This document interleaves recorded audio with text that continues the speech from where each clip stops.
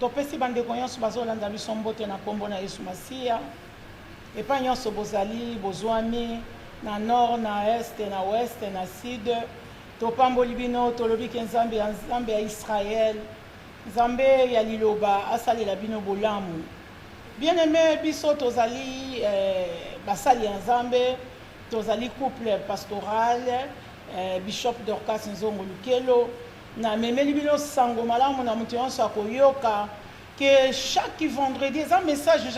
message nzambe apesi biso mpona 2021 na 2021 tozali na vendredi chaque vendredi à fin du mois tokobanda kozalaka na veiller à restauration, veiller à délivrance,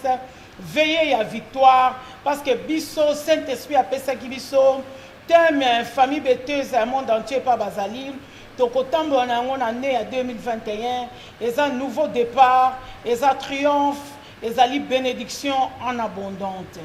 Bien-aimé nzambe a fait ça qui biso thème oyo pour na bien na biso pour être biso to bika yango tika totanga verset dans le chapitre Exode 7, 10. Moïse et Aaron allèrent auprès de Pharaon et ils firent ce que l'Éternel avait ordonné. Aaron jeta sa verge devant Pharaon et devant ses serviteurs, et elle devint serpent. Mais Pharaon appela des sages et des enchanteurs et les magiciens des Égyptes, et aussi en firent autant par leur enchantement. Ils jetèrent tous leurs verges et elles devinrent de serpents. Et la verge d'Aaron engloutit leurs verges. Le cœur de Pharaon s'endurcit et il n'écouta point Moïse et Aaron sera ce que l'Éternel avait dit. Amen. Amen. Bien-aimés dans le Seigneur, a besoin de biso bitumba o tozali na yango. Bien-aimé, tozana bitumba na verset na ngoye balobi l'Éternel dit à Moïse, vois, je t'ai fait Dieu pour Pharaon et Aaron ton frère sera ton prophète. Nzambe abengi biso po ete tozala banzambe liboso ya baadversaire na biso liboso ya banani bazotelemela biso parce que soki tokoki koloba Aaron tokoloba Moïse maintenant na ntango biso tozali toza na ntango ya grâce toza na ntango ya Saint-Esprit biso toza na molimo santo ya kovisitaka biso te mais toza na molimo santo avanda kati na biso mpe asalaka makambo ya minene ya kokamwa yango wana nzambe apesi biso teme oyo bandeko na ngai yo mutu ozoyoka mongongo na ngai yo mutu ozoyoka mongongo na biso yo mutu ozoyoka biso na esika nini ozali nzambe apesi biso teme oyo ya baveye na biso ya bavendredi na rouage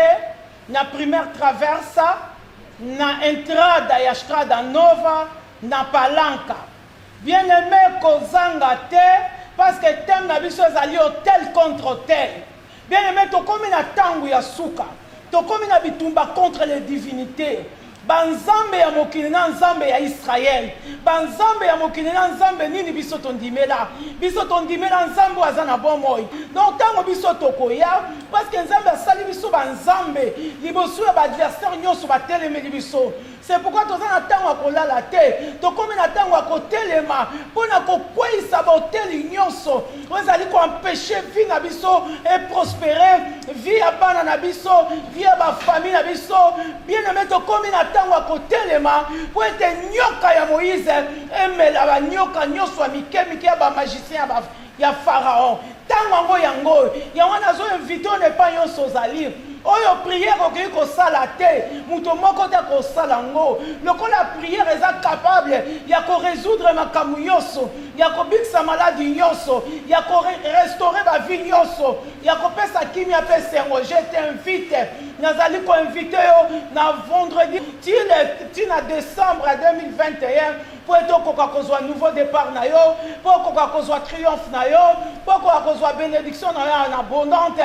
yaka tosambela nzambe tokosala prière ya bazoba te tozala prière ya connaissance toza na komba ya kondima tokotambola na kondima mpe tokokweyisa banguna na biso nyonso ntango ekoki mpo yobalaka te ntango ntango ekoki po yo botama pasa yo botaka te ntango ekoki po ete nyonso ekangama na vi na yo efungwama oza na poto connecte na biso na betesa ngola olanda bapriere oyo bien aimé dans le Seigneur ntango ekoki po ozwa mokanda oyo eza impossible epai ya bato eza possible epai ya nzambe na biso tozana kondima kobanga covid te kobanga kufa te kobanga ba problème te c'est lui qui est à nous le plus fort que celui qui est dans ce monde eza bitumba ya banzambe na banzambe nzambe ya Israël na nzambe ya bakoko na nzambe ya banfutuma na bandoki biso toza balongi na kombo na Yesu Masia kozanga te na veye na biso na vendredi oyo à partir à 22h toko démarrer 22h tu 5h du matin Lola kozale longo na biso, Banjelu ba kozale longo na biso, le grand Elohim Jésus-Christ de Nazareth a kozale longo na biso, la victoire